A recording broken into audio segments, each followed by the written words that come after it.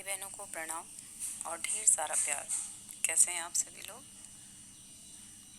तो आज का टॉपिक रहेगा मूर्ति पूजा और ध्यान में क्या फ़र्क है। हमने जितना भी अनुभव किया है हम वो आप सभी से शेयर करेंगे। पहली बात, हम जो मानते हैं वो ये है कि हम जिसे भी मानते हैं, पूजते हैं, प्रेम करते हैं, अगर उसमें ईमानदारी है तो उसके गुण हम में भी प्रसारित होंगे। और एक समय ऐसा होता है कि सिर्फ वही रह जाता है, वो हमें अपने रंग में रंग लेता है।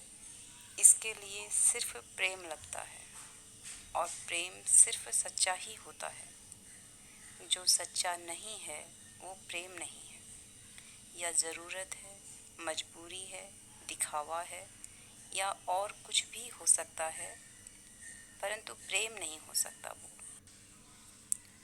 हमारा मानना है कि हमें प्रेम हो जाए, इसके लिए हमें अपनी काबिलियत साबित करनी पड़ती है। प्रेम समर्पण मांगता है और समर्पण अपने कुछ होने का, जो भ्रम या अहंकार का नाम देते हैं, जिसे हम फिजिकल आइडेंटिटी को भूलने और मिटाने का नाम है। सच्चा इंसान ही सच्चा प्रेम कर सकता है। सच्चा होना आपकी जिम्मेदारी है।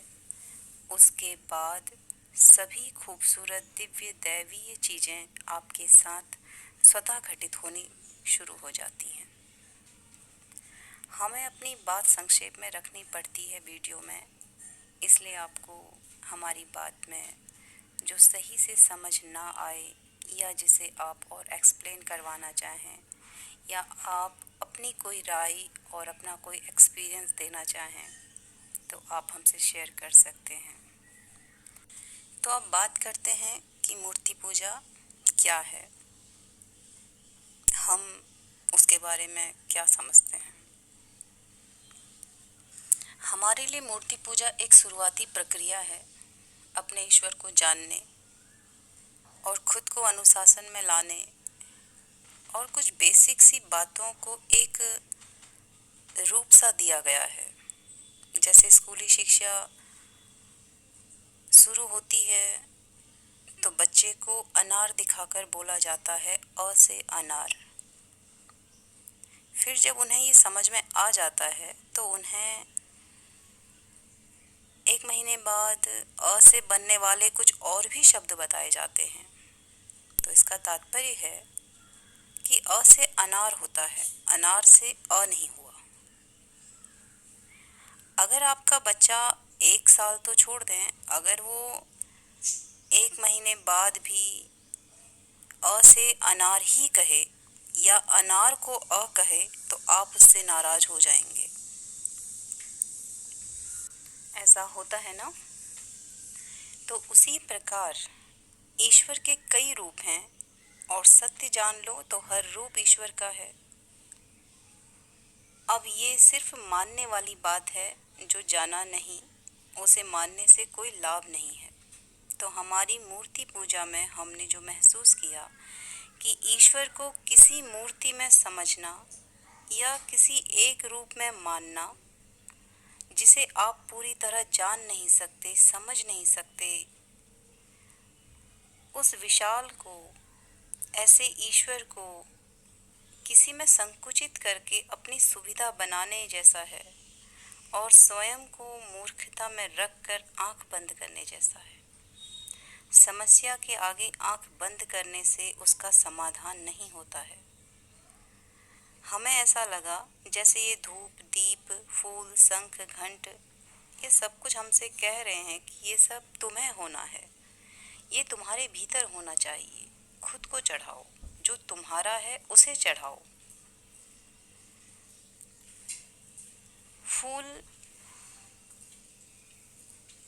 हम एक अच्छा फूल तोड़ते हैं, सड़ा गला या कली हम नहीं तोड़ते, उसे अवॉइड करते हैं। तो ये हम पर भी लागू होता है।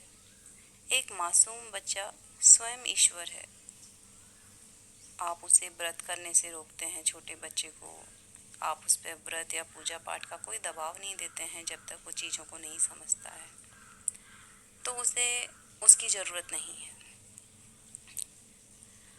और एक ऐसा मनुष्य जो पूरी ज़िंदगी अपने सामर्थ्य का, समझ का दुरुपयोग बाहरी माया कमाने में दूषित हो जाए, ऐसा सड़ा गला मनुष्य ईश्वर को जब मजबूरी में मरने के डर से याद करे तो ईश्वर उसे कितना पसंद कर सकता है। आप खुद सोचें कि अगर कोई मनुष्य अपने सही समय पर आपका तिरस्कार करे, आपसे व्यवहार ना करे और अपनी मजबूरियों के पड़ते वो आपके पास आ जाए, तो आप अपनी नेकियों से, अपनी अच्छाइयों के लिए हो सकता है उस पर दया करें, उसको सहयोग करें, लेकिन आप उससे प्रेम तो नहीं कर सकते। प्रेम और दया में बहुत फ़र्क है। प्रेम बहुत ही ऊंची चीज़ है और दया भीख समान भी समझ सकते हैं। तो जिससे हम प्रेम करते हैं उसे हम दया नहीं करते हैं, और जिस पर हम दया करते हैं उससे हम प्रेम नहीं कर सकते, क्योंकि प्रेम हम हमेशा अपने से जिसे ऊंचा समझते हैं उससे करते हैं। अब हम तो दान करने को तैयार हो गए, लेकिन सामने वाला अगर आपको स्वीकार ना करे तो आप दान नहीं कर पाएंगे। आपका दान किसी काम का नहीं है। उसी प्रकार से धूप दीप इसी प्रकार हमें स्वयं जलकर सुगंधित होने की प्रेरणा दे रहे हैं, प्रकाश की प्रेरणा दे रहे हैं, अंधकार को मिटाने की प्रेरणा दे रहे हैं। जब हम शंख बजाते थे तो उसमें हम प्रार्थनाएं फूंकते थे और हमारी भाव शक्ति से शंख की तीनों ध्वनियों में भिन्नता होती थी। शंख की आवाज़ जहाँ तक पहुँच रही है पाप का विनाश हो रहा है। इस प्रार्थना के साथ हम पहला शंख घोष करते थे। फिर हम बोलते थे अच्छाई और सच्चाई और सभी मनुष्यों के भीतर प्रेम बढ़ रहा है। इसके साथ हम दूसरी बार शंख फूंकते थे। फिर जब हमें बहुत प्रेम आता था सभी पर, फिर हम तीसरा शंख फूंकते थे। ईश्वर के सभी प्रेमियों को ईश्वर की याद दिला रहा है और अपने ईश्वर के प्रति मंत्र मुग्ध कर रहा है। तो ये सारी घटनाएं हमारे भीतर भी होती थी और घंटी हमें कहती है कि घंटी बाहर नहीं, ईश्वर को आपकी घंटी से कोई फर्क नहीं पड़ता। वो अपने काम नित्य नीति से कर रहा है। आपकी घंटी बजाने से वो नहीं जागता है। ये घंटी हमारे भीतर बजती रहनी चाहिए, हर बात के लिए हमें अलर्ट रखे, कोई बुरा भाव ना आए। जब तक सांस चल रही है घंटी बज रही है, उस पर ध्यान रखना, हर विचार का ख्याल रखना, होश रखना, यही ध्यान है और यही ध्यान हमें सिखाता भी है आगे। घंटी रुक गई तो बेहोशी हो जाएगी और बेहोशी में कीमती मनुष्य जीवन बर्बाद हो जाता है। तो ये सब स्कूली शिक्षा है। जैसे स्कूल में हर चीज़ का अनुशासन है, ड्रेस है, टाइम टेबल है, आने जाने का टाइम है, पनिशमेंट है गलतियों पर, सब कुछ, ये सब तैयारियां हैं आपके कॉलेज जाने की। जिसने स्कूली शिक्षा को गंभीरता से सीखा, उसका महत्व समझा, डिसिप्लिन, अनुशासन, टाइम टेबल, जिसने इनकी कदर की, जो उसमें ढला, वो कॉलेज की शिक्षा को भी बहुत शानदार तरीके से पास करेगा। उसे किसी दंड का भय नहीं रहेगा। तो किसी दंड के भय से वो अपना बेस्ट नहीं देता है। मूर्ति पूजा से हमें ध्यान की तैयारियां करवाई जाती हैं। ऐसा मान सकते हैं। और अगर ऐसा हुआ तो ये लाभकारी है। और अगर हम वहीं फंस गए और बाहर नहीं आए तो इसके नुकसान भी हैं। इसका मतलब आपने अपने चित्त का, अपने विवेक का सदुपयोग नहीं किया है। मूर्ति पूजा के लिए जब मूर्तियां घरों में लाई जाती हैं तो पंडित जी बुलाए जाते हैं प्राण प्रतिष्ठा के लिए। सभी ने सुना होगा ये शब्द।